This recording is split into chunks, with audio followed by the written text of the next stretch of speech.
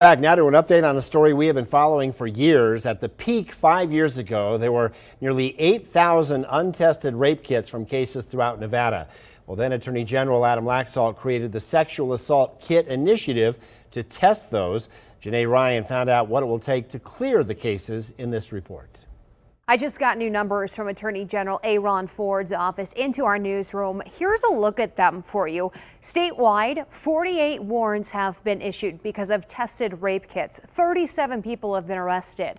122 kits from northern Nevada still aren't tested.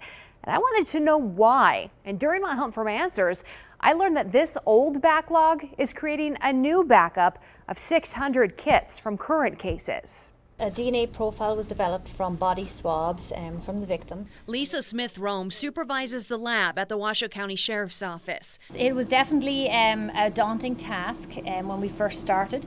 Her small lab and staff provide forensic services to 80 agencies and 13 of the 17 counties in northern Nevada. They're also taking care of the backlog of DNA testing of rape kits. It's very hard to get out of a hole. But after nearly 8,000 backlogged cases 5 years ago, they've made great progress. She hopes the 122 kits still untested are done within 6 months.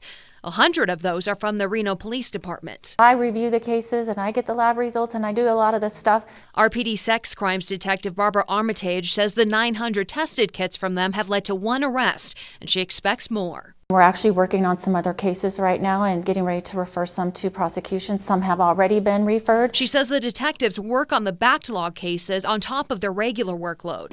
Everything takes a lot longer than you might think. First, lab workers have to see if there's bodily fluid in a kit. Then look for DNA, and if it's there, extract it, copy it, profile it, and compare it to samples. It's not like CSI on TV where stuff can be, you can get results out within hours. The processing of the kits takes a lot longer usually than the investigation does. Detective Armitage says that's why RPD had so many untested kits. During that time, if you're able to make an arrest or resolve the case, whether it's closed or unfounded or however it's been resolved, processing that kit was not helpful at that time. And she says it used to be very expensive. I haven't found one kit that something slid through that had we processed that and knew about that, it would have prevented something.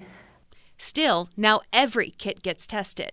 They're sent to the lab weekly. That way there will never be a backlog again. All the kits will be done. It's like they don't care, my story don't matter, my situation don't matter what I went through. I went through something so traumatic and it probably isn't important. Soni Kane, the victim service coordinator for the University of Nevada Reno Police, says that's how the sexual assault survivors feel. When you get to that process, to that step, and nothing's being done, and it's just that stagnant and you're just waiting and waiting, you're gonna lose hope. Kane sees that long wait for rape kit testing affects survivors' mental health.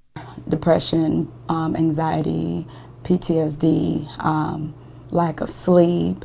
State officials, law enforcement, and lab workers are trying to speed things up. We are applying for grant funding, we're training additional people, we have new instrumentations on, we're looking at our processes and trying to become more efficient in everything that we do. This is one of those new tools. It processes 24 samples a night rather than the 4 they can do now.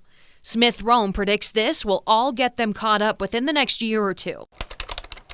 The survivors can even track their kit online and watch as a match is made and a suspect identified. It is probably one of the best sources of job satisfaction, at least for me personally. It's that's why I love coming to work, because that's why we're here. We're here to help in some way, and I feel like by clearing these backlogs out, I think we're definitely making our community a much safer place. You can track the numbers in Nevada as work continues to clear the cases at endnevadasbacklog.ag.nv.gov or just visit the AG's website.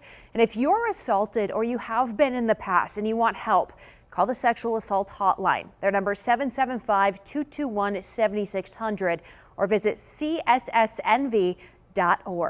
I'm Janae Ryan. Back to you.